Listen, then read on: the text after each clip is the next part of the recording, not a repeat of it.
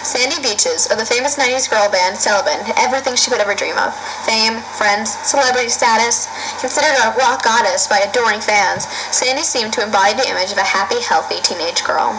Unseen by the public eye, however, Sandy battled a secret addiction to drugs and alcohol, and in the end, despite her best attempts at recovery, it cost Sandy her life. This is her story. No one ever imagined that a small-town band like Selabin would reach the height of success that they did. From humble beginnings in the local 7-Eleven parking lot and gigs at birthday parties, the band reached their big break when they were approached by top music executive Johnny Razzle. Well, when I first met Sandy and the girls, they blew me away. Their sound was so unique. I just so much potential in them. I signed them on the same spot, and that very moment, I knew they were destined to be stars. Despite Johnny's confidence in the girls, it wasn't always as easy as he'd imagined it would be to make it big. Their first record only sold a few hundred copies, a huge disappointment for the girls of Selabin. Morale was low, and the girls felt like giving up on their dream. Sadly, one did. Beloved friend and drummer, Roxanne Farley. You know, I'd been thinking about quitting the band for a long time. Times were rough, and it wasn't even fun anymore. We had started the band as a hobby, and it quickly became all about the gigs and the money. And we didn't even have a lot of that. I was disrespected by my bandmates, and I just gave in. Sometimes, I imagine what my life would be like if I just... After months of struggle, the band found great success with the addition of the new Guatemalan drummer, Marilu Monterroso. They released a new album which was met with great critical acclaim, particularly for lead singer, Sandy Beaches. They started calling her the next Madonna.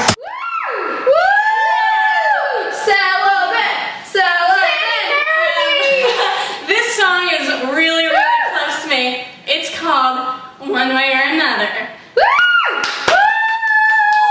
way or another, I'm gonna find ya. The fame and fortune came at a price, though, and Sandy turned to drugs and illegal substances. Always been in the spotlight, which I guess was inevitable because she was the lead singer. Sadly, she took up drugs, particularly cocaine, and started plummeting until she hit rock bottom. She started hanging out with a sleazy crowd with a bad rep, and adopted violent behavior and developed an attitude. For the good of the band, we knew it was time for an intervention, and she went to rehab a month later. Sandy had a hard time in rehab. She began her road to recovery by first going through detoxification, meaning total drug removal. She joined a support group filled with encouraging members going through the same process. They helped her back on her feet, and in a few months, Sandy left the rehab clinic and rejoined Selabin, stronger than ever and ready to rock. Believing, hold on to that feeling. That is, until she relapsed.